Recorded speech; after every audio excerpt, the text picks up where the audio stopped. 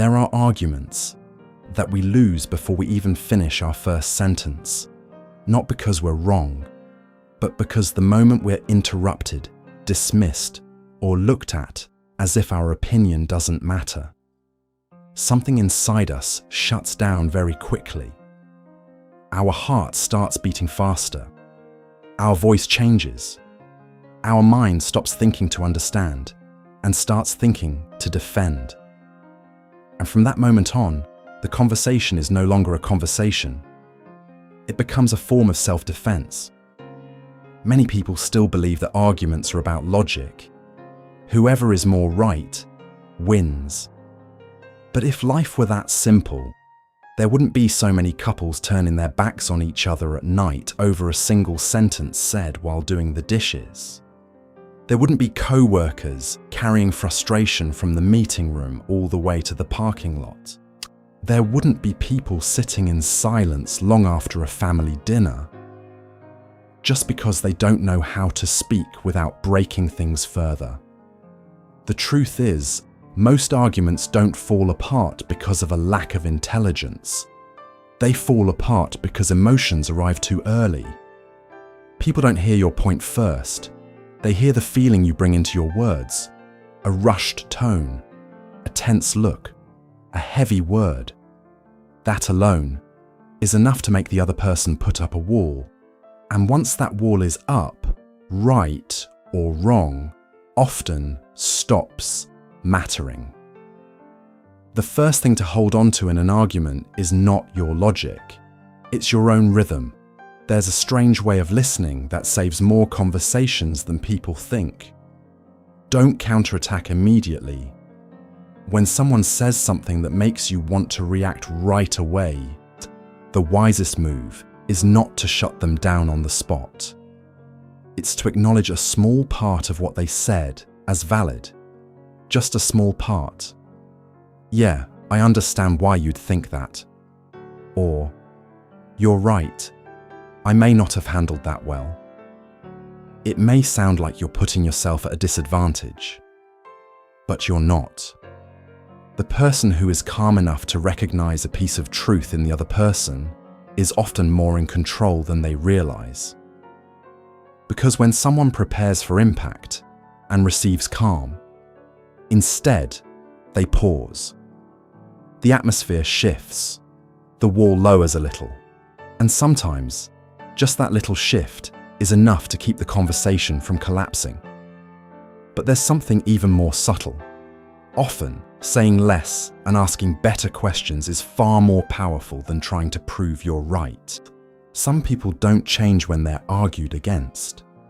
They change when they hear the gaps in their own reasoning. So instead of saying, "You're wrong," sometimes all it takes is, "If that's the case, how would we explain this situation?" Or, "Does that apply to everyone?" Or only in certain favorable circumstances? A well-placed question is like holding up a mirror. You're not forcing them to bow. You're simply giving them a chance to see more clearly. And people are strange. What they realize on their own, they believe far longer than what others force upon them.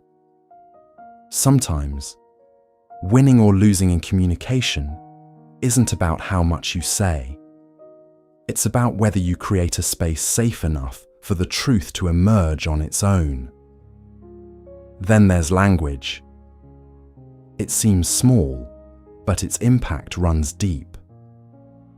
The same idea, with just a few different words, can take a conversation in completely different directions. You're being unreasonable. And I feel like there's something off in how we're looking at this. One makes people shrink. The other leaves them room to stay. Many people underestimate the importance of word choice, but words don't just carry meaning. They set the temperature of the entire room. At work, in marriage, between parents and children, or even between two old friends meeting again after some time apart. What makes people walk away is rarely a difference in opinion. It's usually the feeling that they're no longer being treated with respect during disagreement. And when it comes to impact, there's a very practical truth. People aren't only persuaded by content, they're persuaded by the feeling that the speaker knows what they're talking about. That's why an idea presented with structure is always easier to absorb. 3 points, 3 reasons, 3 examples. It sounds simple, but the human brain likes that kind of clarity. 1 point feels thin. 2 feels incomplete. 3 feels whole, like the idea has been fully thought through. In real life, the feeling that this person came prepared can matter just as much as this person is right. But structure alone isn't enough. Sometimes you need to bring the conversation back down to the ground, not through competition, but through facts, a number, an event that has happened 3 times, a detail that cannot be denied. Because emotions can be overwhelming, but reality is still reality. Of course, using facts isn't about overwhelming the other person. In real life, that usually just makes you seem more insecure. People who are grounded don't throw everything they have onto the table. They present only what's necessary at the right moment. Just enough to remind the room that this is about truth, not just feelings. And then there's another kind of strength, quieter, sharper. It's the ability to wait. Some people talk a lot in arguments, fast, confident, relentless. The more they speak, the more they feel like they're winning. But in doing so, they often reveal contradictions in their own reasoning. At that moment, many people rush to interrupt, afraid of missing their chance, afraid of being overrun. But often, the most powerful sentence comes after a moment of silence, a short sentence, clear, not bitter, just touching the exact inconsistency that everyone has just begun to notice. If that standard matters so much, why does it only appear when it's my turn to speak? Or even more simply, if that's truly what I said, then you're right. But that's not what I just said. These kinds of sentences don't win because they're sharp. They win because they're calm. And calm is rare in a world where everyone is afraid of being dismissed. Perhaps beneath all communication techniques, what truly makes the difference isn't tactics. It's the ability to not lose yourself in conflict, to know when to soften, when to ask, when to bring in facts, when to stay silent, and when to walk away. Because not every argument deserves your full heart. As we grow older, we begin to understand something both sad and beautiful. Maturity in communication isn't when you win every argument. It's when you no longer need to hurt anyone to feel valuable.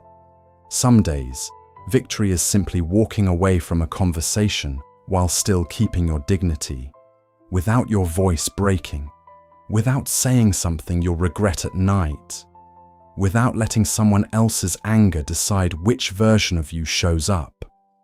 Because in many arguments, the first thing people lose isn't logic. It's their inner ground.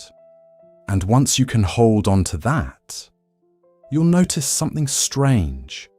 You don't need to win everything, but you no longer lose to yourself.